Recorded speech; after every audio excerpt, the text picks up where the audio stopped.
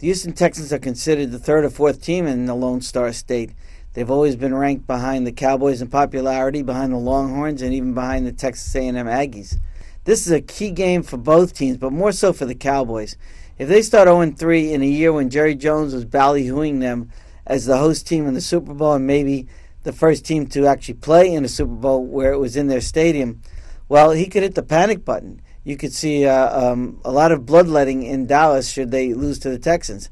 So there's some embarrassment there for the Cowboys, as well as the fact that if they're 0-3 in what may be a weaker division than we thought, they could be in a hole that they can't get out of. This Don't Mess with Texas Bowl, if you want to call it that, at Reliance Stadium, could hinge very much on what Matt Schaub and his receivers and running backs can do against a Dallas defense that has been mediocre so far. Everyone likes to watch Packers and Bears go at it, particularly because in the old black and blue division it was the most physical matchup around. It's still pretty physical, although both offenses could determine who wins this game. And the other reason it's exciting is because both teams are 2-0. And with the Vikings starting out 0-2, just imagine what this will mean for the winner of this game. Complete control of a division where most people thought the Vikings would be the dominating team.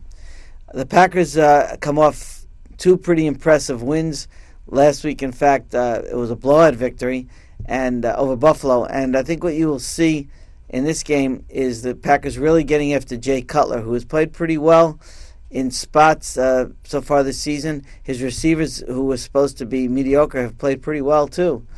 But I think the Packers are really going to get after the quarterback Cutler and after just about every element of that offense in Chicago. It's hard to believe that we'll have a matchup of 2-0 teams in Tampa this week, of all places. The Steelers, who were hoping to maybe go 2-2 with Ben Roethlisberger suspended, now have a shot at going 4-0. Of course, they have to do it with Byron Leftwich at quarterback this week. Dennis Dixon, who was a third stringer, is gone after injuring his knee. And Charlie Batch, who was the fourth stringer and got quite a bit of action in the win last weekend against Tennessee, will go back to being a backup as Leftwich, who wasn't even on the team last weekend. He was waived and then brought back on Monday. He'll get the start. For Tampa, well, they have stability at quarterback, believe it or not, with their second-year player, Josh Freeman, who was a number one draft pick last year. He's developing nicely. However, the Pittsburgh defense will really test you, and I think we'll see what whether Tampa has made a lot of progress or not in this game.